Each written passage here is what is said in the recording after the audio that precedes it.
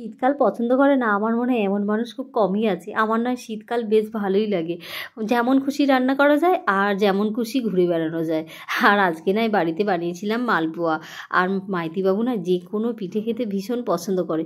আমি তাই চেষ্টা করি যতটা পারি ওকে বানিয়ে খাওয়াতে। আর মালপোয়ার জন্য আমি 400 গ্রাম পরিমাণে সেদ্ধ চাল নিয়েছিলাম, তো সেটা গ্রেট করে নিয়েছি। আর নিয়েছিলাম 1 কাপ পরিমাণে সুজি আর 1 কাপ ময়দা।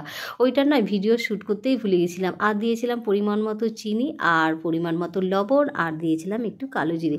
সব কিছু ভালো করে মেখে নিয়ে আধ ঘন্টার জন্য আমি রেস্টে রেখে দিয়েছিলাম।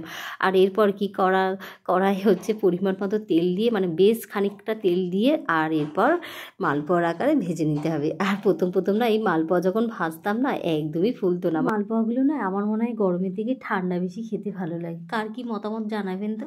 যাই হোক, আজকের ভিডিওটা কেমন লাগলো অবশ্যই কিন্তু কমেন্ট করে জানাতে ভুলবেন না। আজকের মতো তাহলে আসি, সবাইকে টাটা।